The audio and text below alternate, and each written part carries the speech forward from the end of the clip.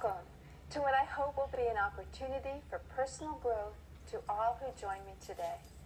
My name is Jenna Castle, and in my life I've assumed several different titles and numerous roles. But today, I simply wish to share with you some exciting ideas in order to help us all to grow. For when we open ourselves to growth at a personal level, we enhance our ability to more fully experience our lives. These ideas come from many rich sources. However, the main resources used to formulate this presentation, which I highly recommend, include an audio program entitled Freedom from Fear by Reverend Mary Boggs of the Living Enrichment Institute, a book entitled Feel the Fear and Do It Anyway by Susan Jeffers, Life is an Attitude by Elwood N. Chapman, and finally, Peace, Love, and Healing by Dr. Bernie S. Siegel. I'd like to begin by telling you a story. There once were 3 brick masons working together on a building. A little boy happened by and asked the first brick mason, "What are you doing?" Without even looking up, he responded, "I'm laying bricks." The little boy approached the second brick mason and asked him, "What are you doing?"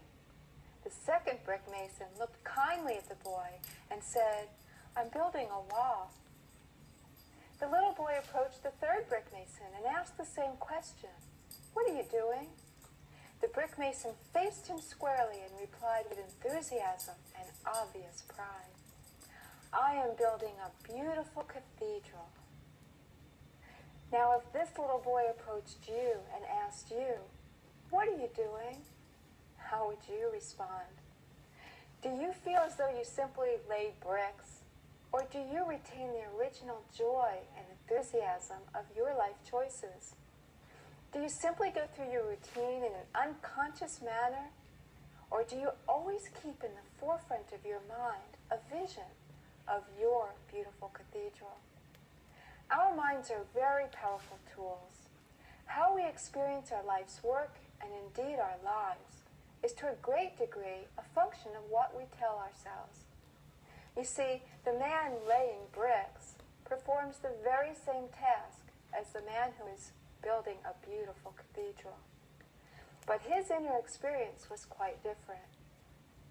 We do have the power to affect our own perspective and therefore our internal experience of external events. We've all heard about positive self-talk, that what you tell yourself is very likely to become your reality. Well, if this is true, how do we turn our negative self-chatter into powerful I can messages? Well, one thing to understand is that the brain tries to find answers to the questions posed to it. So if you could ask yourself questions that will elicit a positive response, you have a head start on seeing the world in a positive way. For example, when you first wake up in the morning, do you ask yourself questions like this? What do I have to do today? What problems am I going to have to face? What's going to happen if I fail at the challenges facing me? Or try some of these questions instead. What am I excited about today? What challenges can I look forward to learning from today? What new opportunities can I create today? When facing a new challenge, or what some people call a problem, what kind of questions do you ask yourself? Do you ask, what could I lose if I try and fail?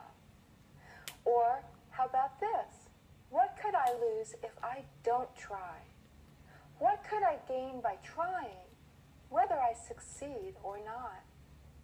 Often, we're stuck in negativity or negative emotions, such as anger, depression, anxiety, to name a few. It's important to recognize that these negative emotions that we're experiencing are actually based in fear. Fear of failure, fear of being hurt, fear of being humiliated, fear of not having enough money, fear of being alone. I'm sure you could add to the list.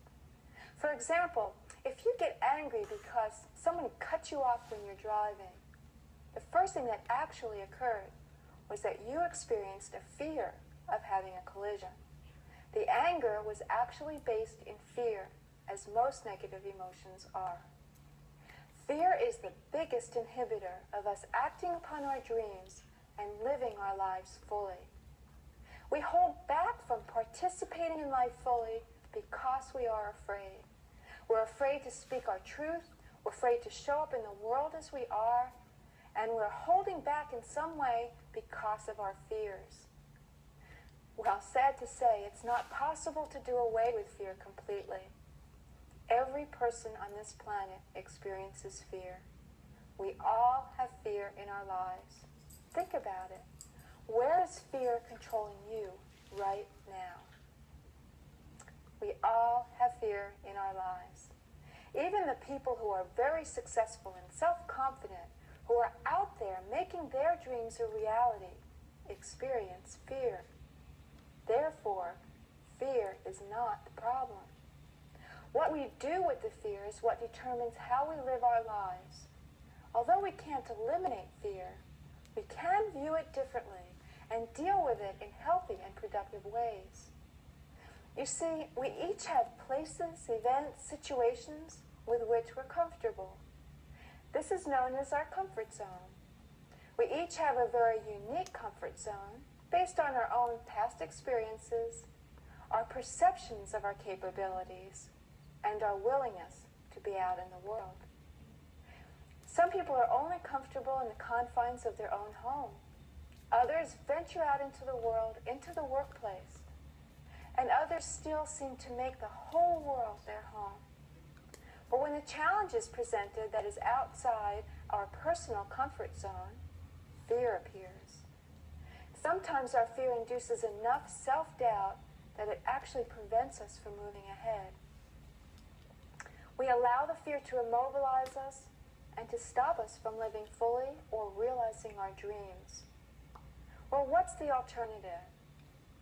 If we could shift our perspective and see fear instead as an ally that's telling us, proceed with caution, but proceed. A warning, if you will, that says clearly and boldly, growth opportunity ahead. So when you felt the fear, you would know that you're actually moving in the right direction, towards growth, towards expanding your comfort zone, towards living fully. If we face our fears squarely and imagine in the safety of our minds, which after all is where fear exists, how we might deal with the challenge, we can take steps towards experiencing the fear and moving forward. We can make progressive approximations towards expanding our comfort zone. You can begin by imagining the worst possible consequences. What if the worst happened? And imagine yourself handling it. Every experience we've had began in thought and was projected into the world of being. Thoughts with feeling become reality. We must create what we do in this world twice. Once in our minds, and then again out in the world to make it so. So facing the fear and imagining how would you handle that situation makes it easier to proceed with optimism. And as Oscar Wilde said, the basis of optimism is sheer terror. But how can we get past our fears? As Susan Jeffers says in her book of the same title, feel the fear and do it anyway. Each time we venture beyond the confines of our comfort zone, we discover new ways of being. We discover inner strength and abilities. We learn to expect bigger and better things from ourselves. Expectation is another very powerful determiner of events. I'd like to share a story with you about a young man who took the Scholastic Aptitude Test, the SAT, as part of the college entrance procedures. When he received his test scores back, he saw the number 98 on the paper. Well, he was quite distressed and concerned about his ability to succeed in college with an IQ as low as 98. But he did go to college. His first term, he received D's and F's. His second term was no better, and the dean called him in for a conference. The dean warned him that if his performance continued at this poor level, he would be asked to leave the school. "Well, what do you expect?" replied the young man. "I only have an IQ of 98. The dean took out the file and explained to the young man, "You don't have an IQ of 98. You scored in the 98th percentile. That means that your score was equal to or better than 98% of the students in all of North America." Well, the next term, that student pulled a 4.0 grade point average. The only thing that had changed were his expectations. Another example of how powerful expectations are in determining events was shown in a research project conducted in San Francisco. 3 teachers had been brought into the principal's office and told, "You 3 teachers are the best teachers in this whole school. We've decided to reward your performance by giving you each 30 of the best students." These teachers were asked, "Don't tell any of the students or the parents about this." At the end of the year, it was found that these students tested significantly higher than all of the students not only in the school, but in the entire district. The teachers were brought in again.